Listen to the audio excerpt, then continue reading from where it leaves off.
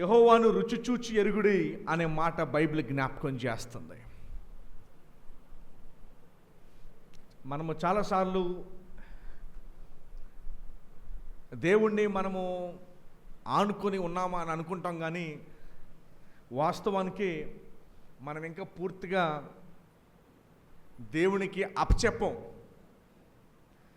ఈరోజు ఈ వాక్యం ద్వారా మనం నేర్చుకోవాల్సిన పాఠం ఏంటంటే, ప్రతి పరిస్థితి మన కంట్రోల్లో ఉండదు.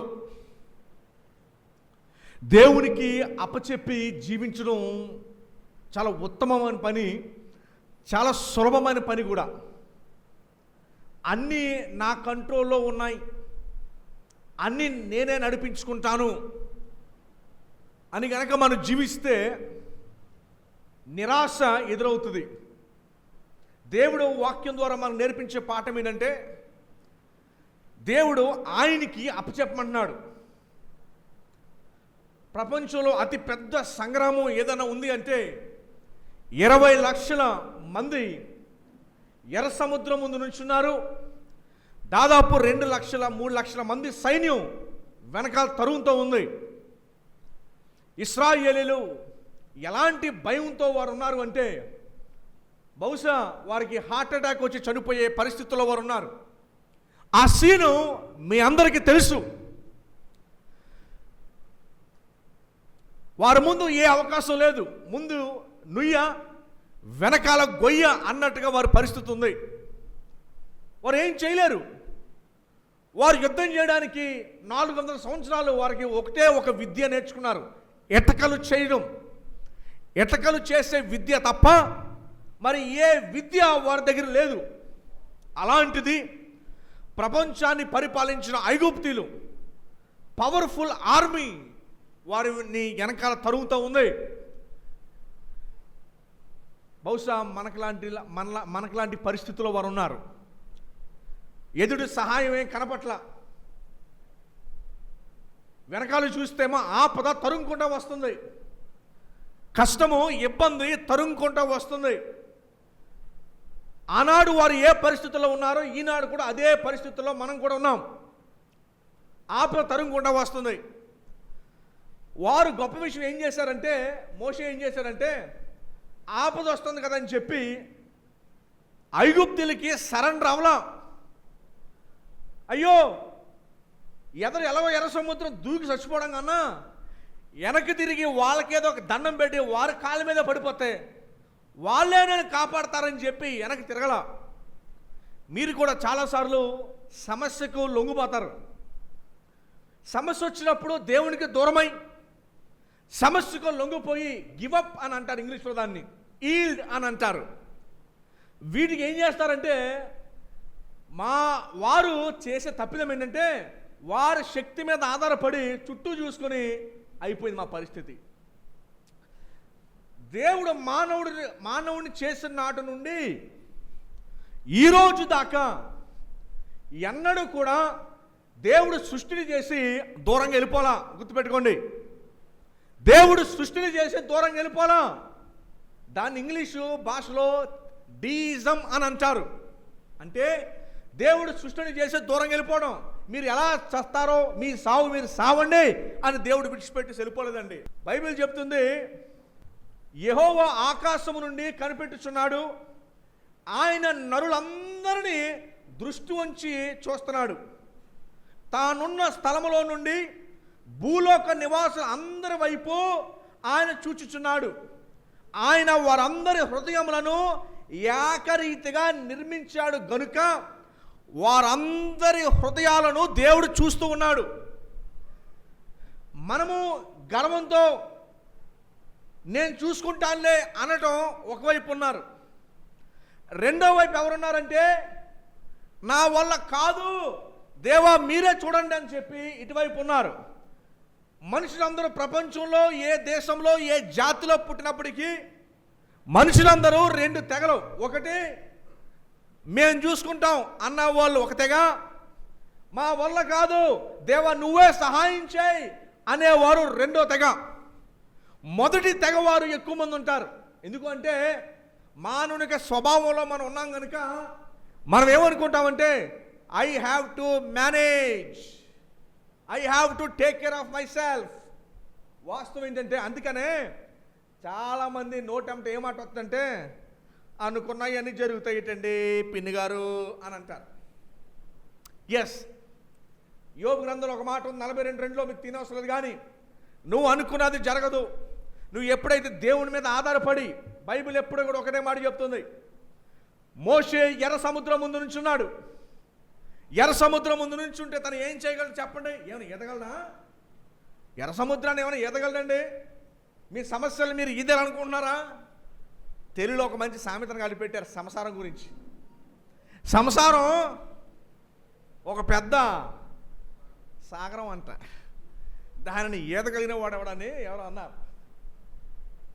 దేవుడు సంసారాన్ని ఇచ్చింది ఈదడానికే, మునిగిపోవడానికి కాదు. అది లోకపు సామెత. అవును, నీ మీద నువ్వు ఆధారపడితే మునిగిపోతావు. సంసారమే కాదు, జీవితం కూడా అలాంటిదే. చెప్తున్నాను, చాలామంది దేవుణ్ణి ఎరిగియు నేను చూసుకుంటా దేవా, నువ్వు అలాగే ఉండు, నేను పని ఫినిష్ చేసుకొని నీ దగ్గరికి వస్తా.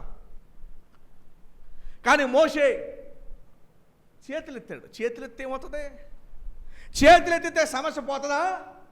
మీలో కొంతమంది అనుకోవచ్చు, నేను చేతులెత్తి ప్రార్థన చేస్తే, మోకరించి ప్రార్థన చేస్తే ఏంటి ఇది చేస్తే సమస్య పోతుందా? భలే చెప్తున్నారు పాస్టర్ గారు, మీరు ఏం మాట్లాడండి అనుకున్నారా? యెహోషువ యుద్ధం చేస్తున్నప్పుడు మోషే చేతులెత్తి ప్రార్థన చేస్తున్నప్పుడు ఎలా వారు నెగ్గారు. అరే ఇది చిన్నపిల్లల ఆటలా ఉందేటి, చేతులెత్తి ప్రార్థన చేస్తే యుద్ధం ఎక్కడ పెట్టండి, ఏం మాట్లాడతారు పాస్టర్ గారు? అరే దేవుడు అదే విజయాన్ని దయచేసాడు వాళ్ళకి. ఈ చేతులెత్తి ప్రార్థన చేయడంలో మనం సూచించేది ఏంటంటే హ్యాండ్స్ అప్, నా వల్ల ఏం కాదు, దేవునికి అప్ చెప్పేశాను. హ్యాండ్స్ అప్, నా వల్ల ఏం కాదు, దేవునికి అప్ చెప్పేశాను. నేను దావీదు అంటున్నాడు, నేను చేతులెత్తి ప్రార్థన చేయగా అని అంటున్నాడు. అమ్మా రెండే ఉన్న దారులు. ఒకటి దారేమో ఐ కెన్ టేక్ కేర్, నువ్వు నాకేం చెప్పక్కర్లా, నాకు తెలుసు అని చెప్పే బ్యాచ్. మీరు ఏ బ్యాచ్లో ఉన్నారో మీరే నిర్ణయించుకోండి. రెండో బ్యాచ్ ఎవరంటే మోషే లాంటి బ్యాచ్, దేవుడు సహాయం చేసే బ్యాచ్, నోటుతో చెప్పే బ్యాచ్ కాదు. ఎలా వేరు చేతులు ఎత్తి దేవా మీరే సహాయం చేయండి. అమ్మా మీరు అనుకుంటున్నారా నన్ను నేను చూసుకోలేకపోవటం, దేవునికి అప్పచెప్పడం బలహీనత అనుకుంటున్నారమ్మా? ఏమ్మా బలహీనత అనుకుంటున్నారా? యావత్తు సృష్టి భూమి గుండ్రంగా తిరుగుతుందంటే ఎవడని తిప్పుతున్నాడా? భూమి దాని చుట్టూ అది తిరుగుతూ, అది సూర్యుని చుట్టూ తిరుగుతూనే మనకు రోజు గడుపుతుంది తెలుసా మీకు? ఇప్పుడు ఉదయం ఇంకొక 8 గంటలైతే చీకట పడుతుంది, మరలా ఇంకొక 9 గంటలైతే మళ్ళీ వెలుగు వస్తుంది. ఎలాగొస్తుంది? ఎవడు తిప్పుతున్నాడు? ఎవరి నుంచి అలా తిప్పుతున్నారా? బైబిల్లో మంచి మాట ఉంది, యెహోవా సెలవీయగా ఆకాశ మండలములు తయారైనాయి. దావీదు అంటాడు, దేవా నువ్వు గొప్ప గొప్ప సముద్రాలు, హిందూ మహాసముద్రం, పసిఫిక్ మహాసముద్రాన్ని మీ ఇంట్లో 1/2 లీటర్ పాలు గిన్నెలో పెట్టి ఫ్రిడ్జ్లో పెడతారు కదా, పెడతారండి? పాలు ఫ్రిడ్జ్లో పెడతారా? పాలు ఫ్రిడ్జ్లో పెడతారు కదా. 1/2 లీటర్ పాలు ఎలాగైతే ఫ్రిడ్జ్లో పెడతారో, దావీదు అంటాడు, దేవా నువ్వు హిందూ మహాసముద్రాన్ని, పసిఫిక్ మహాసముద్రాన్ని నువ్వు గిన్నెలో పెట్టి దాతనం అని అన్నాడు. ఏంటిది? దేన్ని? మహాసముద్రం. బే ఆఫ్ బెంగాల్ సముద్రం, ఇండియన్ ఓషన్ మహాసముద్రం అంటారు, ఓషన్ అని అంటారు. దయచేసి గమనించండి. ఈరోజు మీరు తెలుసుకోవాల్సింది ఏంటంటే మీరు ఏ రకంలో ఉన్నారు. ఒకటి నేను చూసుకుంటాను, 2 హ్యాండ్స్ అప్. రెండోది ఏంటి? హ్యాండ్స్ అప్ అంటే ఎవరి వైపు? మోషే అతి మహా సంగ్రామం ముందు వెనకాల సైన్యం తరుగుతుంటే చేతులెత్తి ప్రభు వైపు చూచాడు. ఎవరు ఊహించారు? ఎర్ర సముద్రం 2 పాయలు అవుతుంది, ఎవరు ఊహించారు? రెండో సందర్భంలో కూడా ఇది ఇంకా పెద్దదే. రెండోసారి చేతులెత్తి ప్రార్థన చేసినప్పుడు ఏం జరిగిందో తెలుసా మీకు ఎవరికైనా? మొదటిసారి సముద్రం పాయలైంది, రెండోసారి ఏం జరిగింది చెప్పాలా? అందరూ అంటారు ప్రపంచంలో ఏదన్నా ఆగుద్ది కానీ ఆ బొంగరం ఆగదు, ఆ బొంగరం ఆగదు, ఆ బొంగరం తిరుగుతూనే ఉంటుంది. ఏ బొంగరం? గడియారం. కానీ ప్రపంచంలో ఒకే ఒకసారి దేవుడు ఆ గడియారాన్ని ఆపాడు. ఎప్పుడో తెలుసా? ఇదిగో యెహోషువ మోషే చేతులైతే ప్రార్థన చేసినప్పుడు గడియారాన్ని ఆపాడు దేవుడు. తెలుసా మీకండి? కొన్ని గంటల పోట్లు దేవుడు ఆపేశాడు దాన్ని, వీళ్ళని ఎక్కడానికి, యుద్ధాన్ని ఎక్కడానికి. ఆయన ప్రజల పక్షమున, ఇశ్రాయేలుల పక్షమునే ఆ పని చేస్తే, బాగానండి, ఆయన రక్తముతో కొనుక్కున్న ప్రజల కొరకు ఆయన ఇంకేం చేస్తాడో ఒక్కసారి మీరే ఊహించుకోండి. యెహోషువ టైంలో యేసు ప్రభువు రక్తాన్ని చిందించారా? మీ టైంలో దేవుడు రక్తాన్ని చిందించాడు ప్రభువారు? వాళ్ళ గొప్ప మీరు గొప్ప? వాళ్ళు ఎక్కువ చూసారా, మీరు ఎక్కువ చూసారా? కొంతమంది ఇంట్రోవర్ట్స్ సైలెంట్గా ఉంటారు తెలుసా మీకు? ఎక్కువ మాట ఇంట్రోవర్ట్స్ అని తెలుసా మీకు? సైలెంట్గా ఉంటారు, ఏం జరిగినా ఎలా ఇంట్రోవర్ట్స్ అంటారు వాళ్ళని. ఏమంటే చాలా వాళ్ళ గురించి మాట్లాడుతూ ఉన్నాడు ఇంగ్లాండ్లో. నీకు మొన్న ఉద్యోగం వచ్చినప్పుడు ఇలాగే సైలెంట్గా ఉన్నావా? క్యాకేలేదా? మొన్న నీకు సంవత్సరం బోనస్ వచ్చినప్పుడు ఇలాగ అని ఉన్నావా? ఇలాగే నువ్వు మౌనంగా ఉన్నావు నువ్వు? మొన్న ఏమయ్యా నువ్వు తండ్రి కాపోత్రం అనగానే అన్నావా నువ్వు? నీకు సంతోషమైన వార్త చెప్పినప్పుడు అని నోరు కట్టేసావా?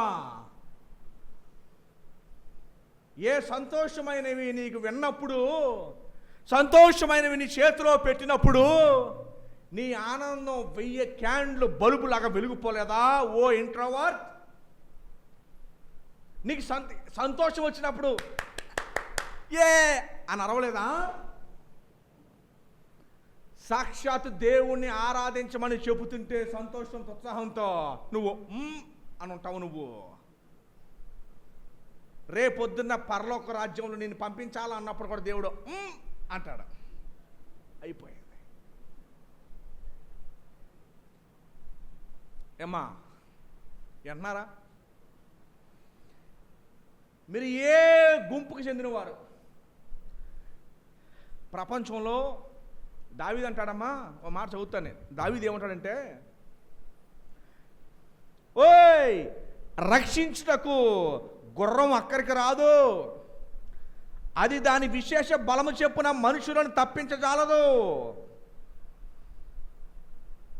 ఏ రాజు సేనా బలము చేత రక్షింపబడడు, ఏ వీరుడు అధిక బలము చేత తప్పించబడడు. మీరు ఏ కేటగిరీలో ఉన్నారు?